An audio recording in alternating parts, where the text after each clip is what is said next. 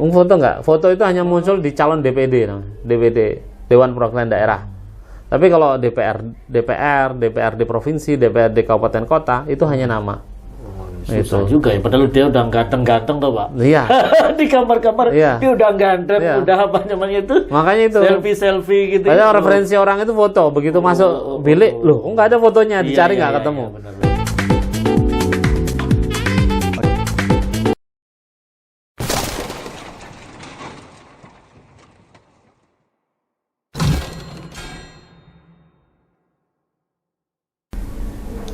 Assalamualaikum warahmatullahi wabarakatuh. Jumpa lagi dalam acara OTT Literasi bersama Mufti. Oke, dalam OTT Literasi kali ini kita akan berbincang-bincang dengan Bapak Rahmat Muhajir Nugroho, bisa disingkat RMN, SHMH. Ya, beliau ini ahli tata negara dari Fakultas Hukum Universitas Ahmad Dahlan, dan juga pas dengan tema kita kali ini, yaitu kita berbincang-bincang tentang pemilu. Pak Rahmat, kita biasa panggil beliau dengan Pak Rahmat. Beliau ini juga Sekretaris Majelis Hukum dan HAM Pimpinan Pusat Muhammadiyah. Nah, tapi kita sapa dulu orangnya tuh. Assalamualaikum warahmatullahi wabarakatuh. Waalaikumsalam, Pak Mufti. Nih, alhamdulillah bisa sempat datang ya ke kita ini. Nah, Alhamdulillah. Beliau juga yang mendorong-dorong nih sebenarnya, provokator tentang adanya podcast. Jadi dalam OTT ini kita mengundang beliau. Pak Rahmat, kita langsung aja nih main tembak ya dalam acara. Boleh, silakan. Dalam acara kita yang OTT Literasi. Oke, kita bincang-bincang tentang pemilu, Pak Rahmat. Ini kan mendekati 2024, tapi goyangannya kok sudah mulai ini. Udah mulai. Ya. Udah mulai kenceng. Iya. Yang pertama, kira-kira kalau Pak Rahmat itu perlu nggak sih ada yang berubah dari pemilu kita itu gitu ya, melihat perjalanan pemilu yang sebelum-sebelumnya yang kita usung jujur, adil dan sebagainya, tapi ternyata setelah pemilu dilaksanakan tetap saja ada orang yang kecewa, ada orang yang mungkin stres dari hasil pemilu itu. Gimana Pak Rahmat? Iya, menurut saya ada yang perlu diperbaiki ya dari sistem pemilu kita. Pertama terkait dengan regulasi pemilu pemilihan presiden. Itu yang paling mendasar ya. Kok kenapa Pak Rahmat langsung nembak pemilihan presiden? Iya. Padahal iya, problem utama itu ya, yang jadi perbincangan yang sangat serius di kalangan akademisi maupun juga politisi, bahwa untuk pencalonan presiden itu harus menggunakan syarat ambang batas pencalonan 20% kursi atau 25% suara. Itu sangat tidak demokratis karena menghalangi partai politik untuk bisa mencalonkan presiden. Dan terbukti sekarang tidak semua partai bisa mencalonkan presiden. Hanya ada satu partai untuk pemilu 2024 yang bisa mencalonkan, cuma PDIP. Sekarang langsung aja nih di isu tentang 20% ambang batas ini. Maunya Pak Rahmat gimana usulannya? Kalau saya usulannya dihapus 0%. Ya, sehingga seluruh partai politik punya kesempatan yang sama. Ibaratkan lomba lari, mereka di dalam garis start yang sama. Ada sekarang 24 partai politik ya saat ini untuk yang berlaga di pemilu 2024, 18 partai politik nasional dan sisanya adalah partai politik lokal. Nah, 18 partai itu berhak semuanya mestinya. Ketika mereka ditetapkan sebagai peserta pemilu, kan pemilu 2024, bukan pemilu 2019. Sehingga seharusnya mereka punya kesempatan yang sama. Apa itu nanti tidak berdampak pada berjibunnya calon? Ya nggak masalah. Nggak masalah. Kita punya calon presiden 18. Iya, misal kayak gitu kan. 18 pasang gitu kan. Seperti halnya di Brazil ya. Di Brazil itu sampai 18 pasang calon. Sebelumnya 11 ya. Tahun 2014 mereka 11 pasang calon, lalu tahun 2018 ada 18 pasang calon. Menurut Bapak ini lebih lebih demokratis karena itu merepresentasikan aspirasi dari masing-masing partai politik yang mereka punya konstituen masing-masing. Ya kan? Toh pada akhirnya nanti tidak mungkin 18-nya itu akan berlaga. Ya, kalaupun berlaga pasti nanti ada proses kemudian penggabungan seleksi. Karena partai politik sudah bisa menghitung kekuatan mereka masing-masing, seberapa besar kemudian peluang bagi calon presiden untuk bisa jadi presiden. Nah, terjadinya nanti koalisinya koalisi alami. Nggak seperti sekarang kan kawin paksa ini. Atau dipaksa kawin tapi nggak jadi-jadi. Ya kan? Karena dia punya calon bagus tapi nggak punya pasangan. Iya. Seperti misalnya sekarang Nasdem sudah punya capres. Masih bingung. Nggak bisa naik karena dia belum harus cari suaranya. Ya, belum cukup kan syaratnya. Sehingga harus cari. Yang dicari juga belum mau. Ya, karena masih berpikir siapa calon wakil presidennya, ya kan? Berarti bisa dong Pak kalau yang punya sudah memenuhi gitu ya. Dia pasang nih udah pasang sikap, mau sama saya gimana gitu ya. Dia berada di atas angin gitu ya. Iya. Kalau yang sudah. Kalau sudah ya kan hanya PDIP. PDIP pun juga ternyata PDIP tidak punya calon yang cukup marketable ya. Elektabilitasnya masih rendah kecuali Ganjar. Itu pun masih ditimbang-timbang ya, nampaknya di tubuh PDIP sehingga sampai sekarang pun sampai tanggal 10 kemarin saat ultah PDIP Megawati ternyata juga tidak mengumumkan. Masih disimpan. Masih disimpan juga. Artinya kan juga masih wait and see semuanya, masih ragu-ragu. Nah, satu-satunya partai yang berani hanya satu, Nasdem. Yang lainnya masih bingung ya. Masih bingung tuh, kebingungannya ada dua. Satu, gimana, Pak? Kebingungan pertama karena mereka tidak punya cukup suara ataupun kursi, syarat ambang batas atau disebut dengan presidential threshold. Yang kedua, mereka juga masih bingung siapa calon yang elektabilitasnya tinggi berdasarkan hasil survei.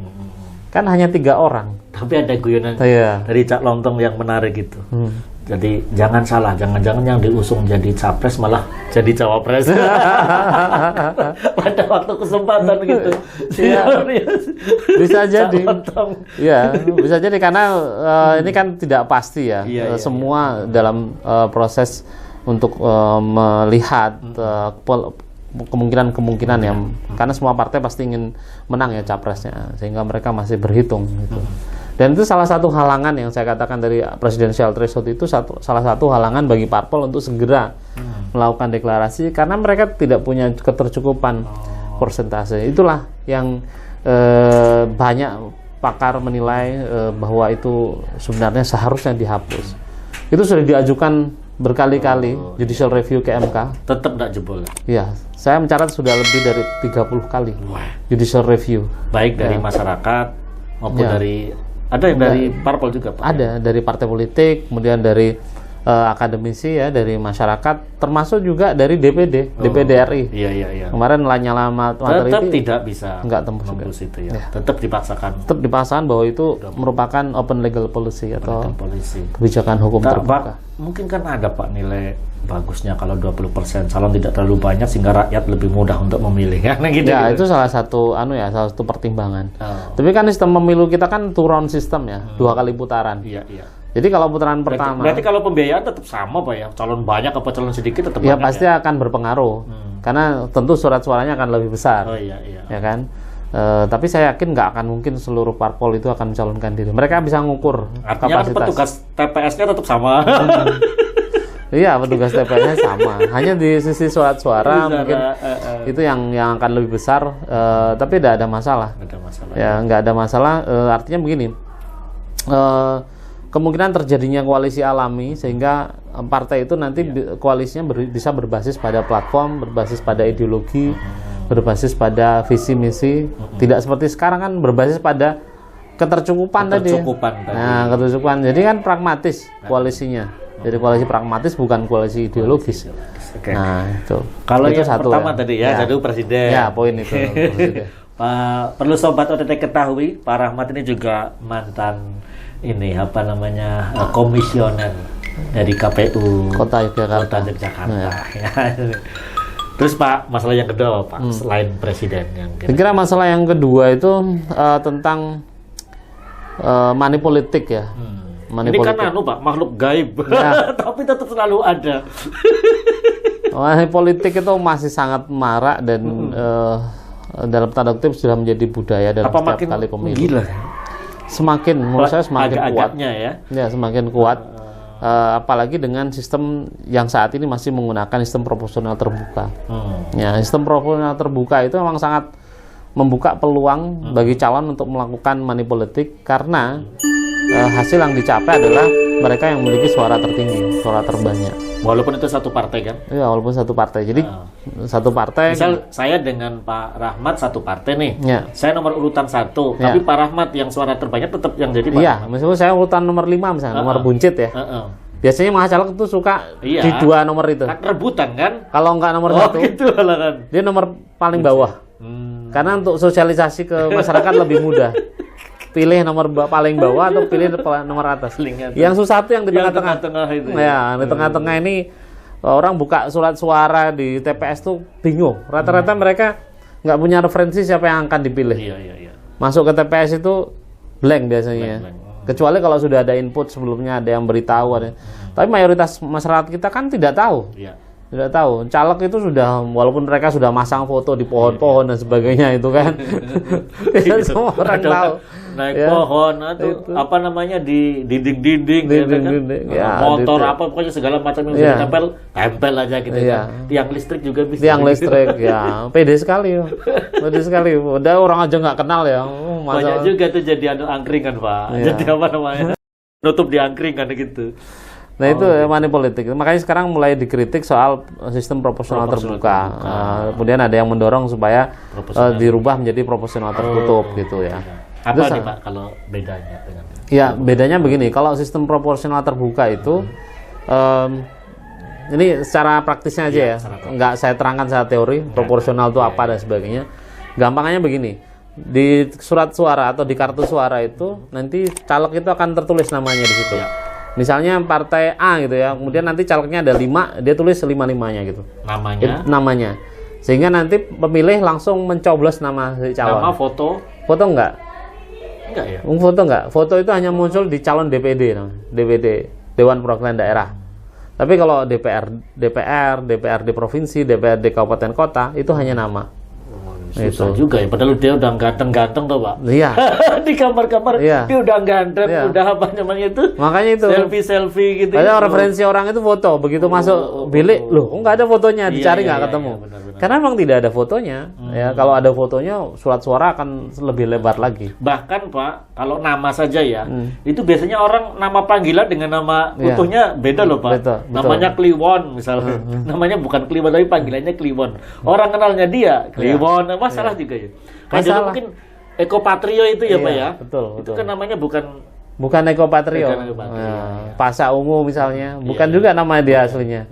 Itu. Jadi memang ini kesulitan mereka yang biasa sehari-hari menggunakan public nama figur dengan nama yang beda. Panggilan waktu kemudian pada saat di surat suara kan harus nama aslinya, nggak boleh. Sesuai KTP. Ya, sesuai KTP. Ya. Itu karena terkait dengan legalitas ya. Jadi tidak ada gambar, cuma ada tulisan. Ada tulisan. Nama. Okay. Nah sehingga kemudian mereka masing-masing kan berusaha untuk mendapatkan suara ya sebanyak-banyaknya, karena menggunakan sistem suara terbanyak kalau proporsional terbuka.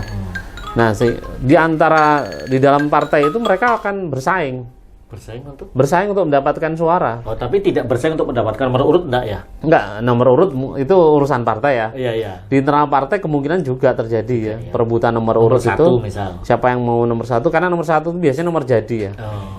Pemilih kita itu hafalan. Ketika masuk bilik itu ya paling mudah ketika nyoblos ya nomor 1. Makanya seringkali nomor 1 itu jadi. Ya jarang di nomor 2, nomor 3, nomor 4 dan seterusnya ya.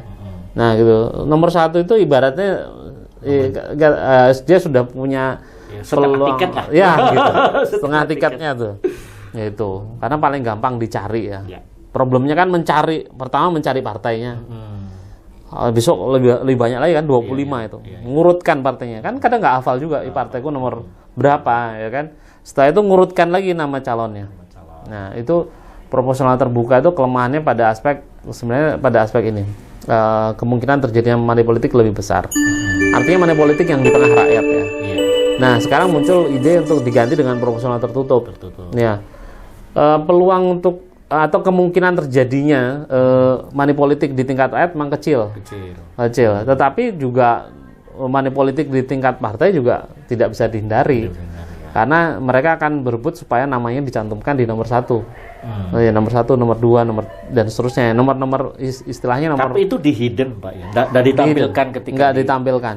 Jadi kalau nanti misalnya ini lagi digugat oleh Yusril. Iya. Yusril Izzamahendra gugat ke MK supaya dirubah sistemnya jadi proporsional tertutup. Kalau itu misalnya dikabulkan, maka sistem pemilu kita akan berubah. Ya, akan berubah menjadi proporsional tertutup.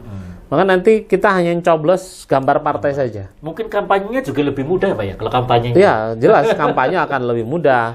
Kemudian biaya pasti akan mengalami penghematan yang luar biasa karena surat suara akan kecil, ya tidak besar, gitu. Pencetakan surat suara akan lebih sedikit biayanya. Lalu kemudian juga kampanye juga tidak akan makan biaya besar karena cost politiknya itu saya nggak mengatakan money politik ya, karena ada dua istilah money ya. Satu cost politik ya, satu money politik ya. Nah, cost politik itu ongkos politik. Ongkos politik itu apa yang real? Misalnya buat spanduk. Itu bukan money politik, itu memang ongkos yang harus dia keluarkan. Spanduk satu itu 150.000. Kalau masang di satu provinsi misalnya atau satu kota kan nggak mungkin cuma 5. Nggak kelihatan. Ya saya hitung rata-rata mungkin 1.000 spanduk. Itu sudah ketemu angkanya 150 juta. 150 juta untuk satu spanduk. Untuk 1.000. Karena saya pengalaman dulu bikin. Bikin untuk sosialisasi pemilu karena saya divisi sosialisasi di KPU. Ketika saya bikin Rontek, itu hitungan saya untuk satu kota Jogja, 14 kecamatan, saya buat 1.000. Kenapa? Kalau cuma buat 10 nggak ada nggak kelihatan. Cuma berapa titik aja. Berapa titik. Jadi semua titik, semua ruas jalan harus terpasang. Itu pun nggak lama, paling dalam waktu 3 hari sudah ada yang hilang, sudah ada yang rusak dan seterusnya. Maka itu masuk biaya politik ya, kaos, spanduk, stiker, itu besar biayanya. Kalau money politik? Kalau money politik itu uang yang dibagikan ke masyarakat dalam rangka untuk mempengaruhi pemilih. Dia menggunakan hak pilih ya, entah itu bentuknya uang, bentuknya barang, ya sembako dan sebagainya. Yaitu dalam rangka untuk mempengaruhi mereka supaya mereka mau milih calon, gitu. Nah, jadi kalau kemudian pakai proporsional tertutup itu tadi ya, kita untuk memilih lebih mudah nih ya. Cuman kita tidak tahu siapa nanti yang. Nah, itu yang problemnya adalah partai terbuka, Pak, tetap terbuka bahwa nanti nomor 1 ini, nomor 2 ini enggak. Nah, sebaiknya memang dibuat mekanisme seperti ini. Jadi di surat suara tertutup, tetapi daftar nama calon harus dipasang di setiap TPS. Itu. Jadi setengah terbuka. Jadi tidak tertutup murni ya, tertutup benar-benar kita nggak tahu. Tapi masyarakat harus diberitahu bahwa nanti calonnya adalah ini. Kalau partai itu dapat kursi misalnya 2, maka nomor 1 dan nomor 2 yang dapat. Kalau partai itu dapat 5, ya berarti 1 sampai 5 dapat berhak menempati kursi itu. Nah, itu jadi sistem proporsional tertutup. Dia setengah terbuka, setengah tertutup ya. Dia tertutup sebenarnya, cuma kemudian harus ada mekanisme supaya tidak ibaratnya membeli kucing dalam karung ya. Membeli caleg dalam karung ya. Kasihan juga calegnya dikarungin ya. Nggak boleh dikarungin ya. Jadi gitu. Itu salah satu cara ya. Nah, cuma ada 8 parpol yang menolak itu. Hanya beberapa parpol mendukung ya. Yang kelihatan sekali mendukung PDIP itu langsung mendukung yang tertutup. Kemudian Persyarikatan Muhammadiyah juga memberikan suara ya. Ya kan, salah satu pernyataannya mendukung sistem proporsional tertutup gitu. Bahkan bukan mendukung, mengusulkan Muhammadiyah itu. Mengusulkan. Walaupun ini ada problem soal demokrasi langsung ya. Banyak yang mengkritik bahwa ini kemunduran atau regresi demokrasi. Kalau sistemnya tertutup, itu sama saja tidak memberikan keluasan bagi masyarakat untuk memilih, ya kan? Gitu. Untuk memilih langsung. Ya. Nah, padahal kita sudah masuk era demokrasi langsung. Sekarang tiba-tiba kemudian mau ditarik lagi, gitu ya, ditarik lagi menjadi demokrasi yang setengah langsung, gitu ya. Artinya tidak langsung memilih caleg, gitu. Nah, semua sistem pemilu itu pasti ada plus dan minusnya. Nah, ketika kita sudah memilih, maka minusnya itu yang harus diminimalisir. Kalau misalnya kita memilih sistem proporsional terbuka, bagaimana caranya tidak terjadi money politik gitu. Tidak terjadi yang namanya vote getters. Ya. Serangan fajar apalagi lah istilahnya lah ya. Ya. Tidak terjadi juga vote getters tadi ya, pemanfaatan public figure untuk menarik suara tanpa kualitas. Gitu. Misalnya mohon maaf banyak artis yang tidak berkualitas, ya. Tapi kemudian dia ditampilkan. Iya, ditampilkan dalam rangka untuk mendulang suara bagi partai politik sehingga partai itu punya banyak kursi. Tapi nanti fungsinya ketika di DPR nggak maksimal juga. Nggak maksimal, hanya jadi pemanis, hanya jadi mempercantik ruang DPR, tapi nggak ada idenya, nggak ada usulnya, nggak ada. Pak, kalau proporsional tertutup itu, ini kalau sisa suara, taruhlah misal satu kursi itu taruhlah 10.000 ya, kok dapatnya nanggung nih, dapatnya berapa misal 25.000 misal kayak gitu kan dari sisa 5.000 nih. Ya, nanti kan sistem pembagian kursinya itu ada tetap ya. Ya, nanti kan diurutkan, jadi dari suara yang terbanyak dulu, ya, ada yang namanya bilangan pembagi pemilih atau harga kursi. Jadi tetap tidak sia-sia ya. Harga kursi di daerah dapil itu berapa? Misalnya harga kursinya tadi kan 25.000 ya, harga kursinya 10.000 misalnya. Bahasa saya harga kursi lebih gampang ya. Nah, satu kursi itu harganya 10.000 suara. Kalau dia punya 25.000 suara, berarti dia punya 2 kursi sudah. Iya, betul. Sisanya yang 5 kursi nanti lihat partai yang lain, sisanya berapa. Kalau dia sisanya lebih tinggi dibandingkan partai yang lain, dia dapat satu lagi. Oh, tetap ada manfaatnya. Tapi kalau bisa ditarungkan ya. Bisa.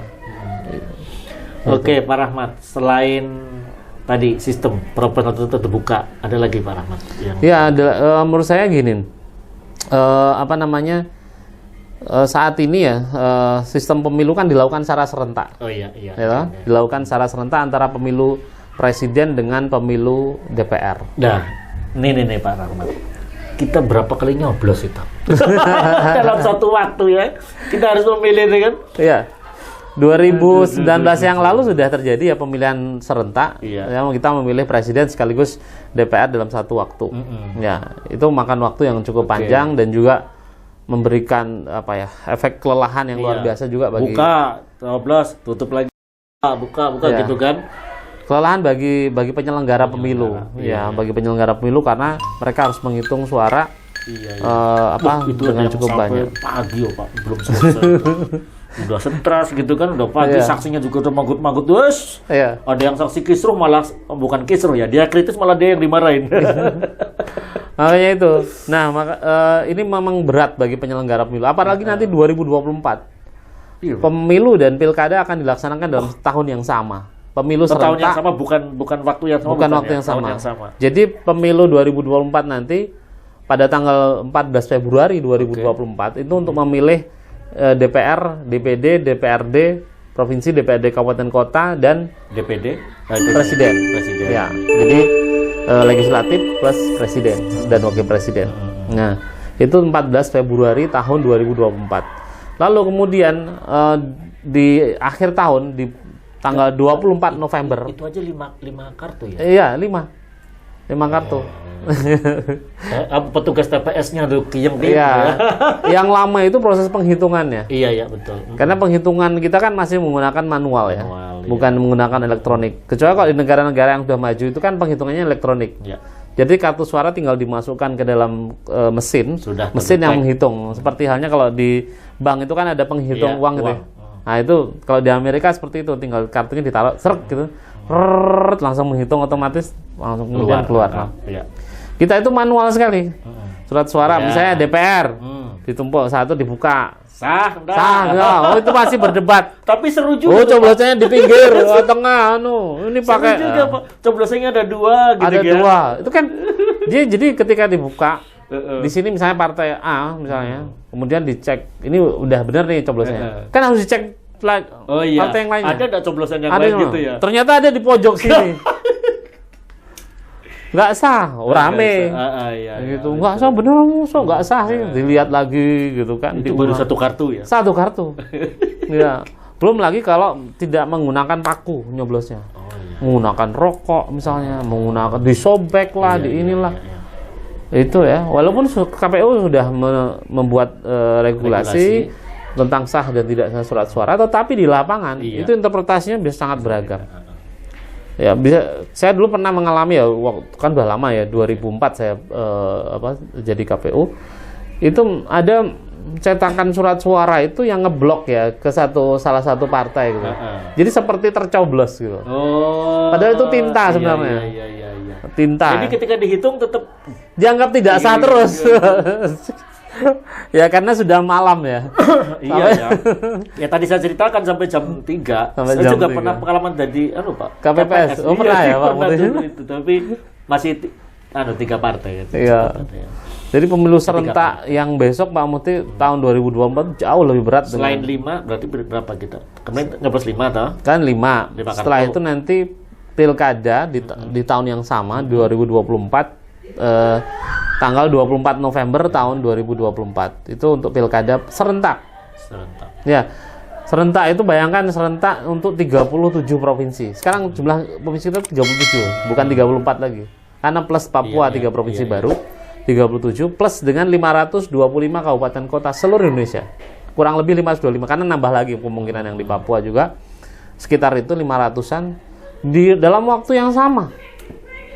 Sehingga kalau saya bayangkan kalau misalnya terjadi kerusuhan di satu daerah saja, itu sudah masalah, apalagi di seluruh wilayah Indonesia. Pengamanannya ya, pengiriman biasanya kan konflik horizontal tetap ada kemungkinan. Dan kemungkinan juga belum selesai sisa-sisa pertarungan di pemilu tahun kemarin. Di tahun yang sama. Oh, tahun yang sama. Ya kan pilpres, pileg dan sebagainya kan. Maksudnya pertarungan DPR. Kan belum masyarakat kan belum reda ya antar partai, antar ketegangan tadi. Ketegangan antar partai, antar caleg di dalam partai. Ditambah lagi kemudian ketegangan pilkada itu. Ketegangan baru. Itu provinsi dan kabupaten kota serentak. Kalau yang kemarin kan 3 gelombang. Ya. 2017, 2018, 2000 ya kan terus gitu ya. 3 gelombang. Nah, besok itu 1 gelombang. Nah, mudah-mudahan tidak menjadi gelombang maut ya. Dengan ini apa namanya yang semuanya jadi satu tuh harus saya kurang setuju ya. Saya kurang setuju.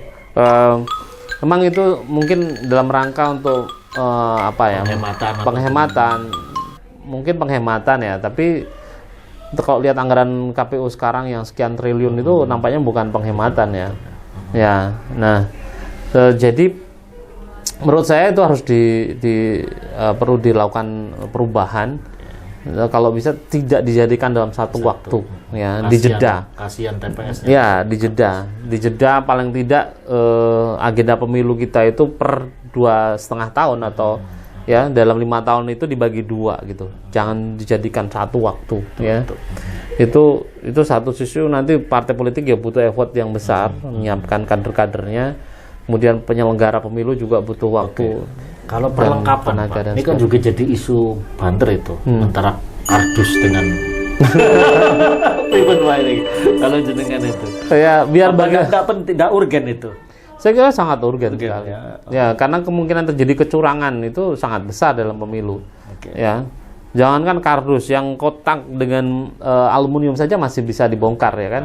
Apalagi kardus sangat mudah sekali untuk dibongkar. Dan kecurangan itu bisa terjadi di titik manapun. Ya, karena kita melihat Indonesia itu kan sangat luas ya. Ada yang di daerah-daerah terpencil, ada yang antar pulau di desanya dan seterusnya. Tidak semua ada pengamat, tidak semua ada media, LSM dan sebagainya. Itu gampang sekali dimanipulasi. Oke, yang terakhir Pak Rahmat nih, tetap aja saya lanjutkan ini. Tentang ini loh Pak, ada isu tentang penundaan pemilu gitu. Kayaknya lebih maslahat atau malah banyak madaratnya. Nah, penundaan pemilu itu alasannya apa dulu kan gitu. Tidak siap KPU-nya, katanya sih kayak gitu. Saya rasa KPU pasti siap ya. Karena sudah pengalaman beberapa kali pemilu dan mau tidak mau harus siap gitu ya. Dan selama ini selalu siap untuk menghadapi pemilu. Yang tidak siap itu justru politisinya kayaknya. Jadi Bapak tetap nggak setuju kalau saya nggak setuju kalau penundaan, karena di dalam undang-undang pun tidak ada kalimat penundaan. Kalaupun ada di pasal 173 Undang-Undang 7 tahun 2017 itu penundaan dalam konteks karena pada saat pelaksanaan ada gangguan. Oh, ada kedaruratan lah. Ya, jadi bukan gitu ya. Ya, misalnya pada saat penghitungan suara pemungutan suara, banjir, gempa bumi misalnya begitu itu ya. Boleh ya. Itu boleh ditunda kan dalam waktu yang berbeda ya, tidak ditunda sekian tahun bukan. Mungkin ditunda besoknya kapan lagi di tempat yang lain. Memang ada frase di situ, frase gangguan lainnya. Gangguan lainnya itu bisa ditafsirkan macam-macam ya.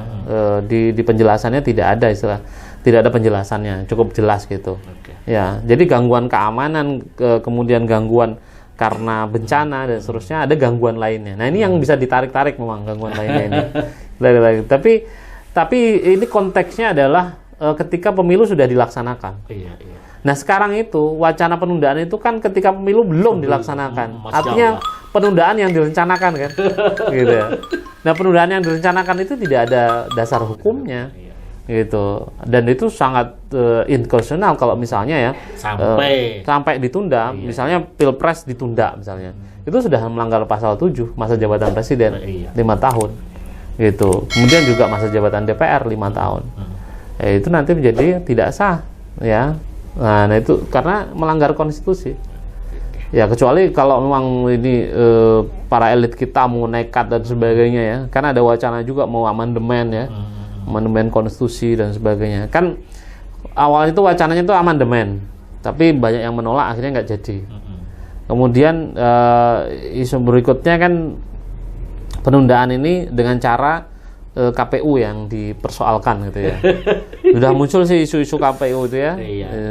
Tadi ya. Ya, isu-isu macam-macam.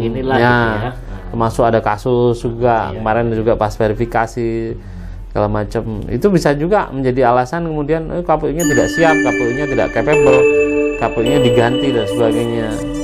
Pokoknya tahapan pemilunya yang dirusak sehingga kemudian ada alasan untuk tunda aja ini gitu. Tapi pada prinsipnya Pak Rahmat. Oh jelas saya nggak setuju karena itu akan merusak agenda politik kita, sistem ketatanegaraan kita yang sudah diatur di dalam konstitusi.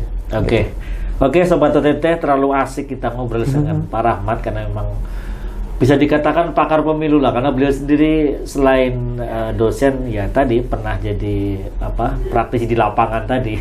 Dalam artian beliau pernah jadi komisioner di KPU. Pak Rahmat, sebelum ditutup minum dulu Pak Rahmat. Masa sih dibiarkan setega itu?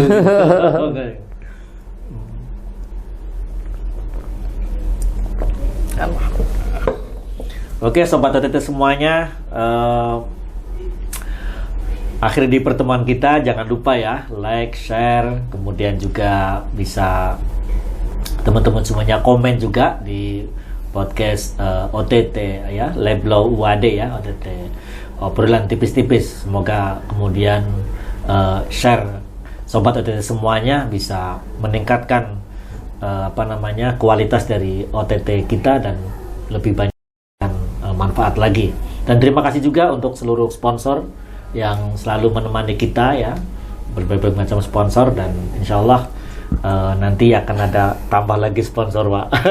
Dan semoga saja teman-teman yang mau ikut nimbrung sponsor bisa menghubungi kita di Laboratorium Hukum di OTT ya, di podcast OTT. Demikian dari kami OTT Literasi. Makasih Pak Rahmat. Sama-sama Pak Menteri. Waktunya. Assalamualaikum warahmatullahi wabarakatuh. Waalaikumsalam.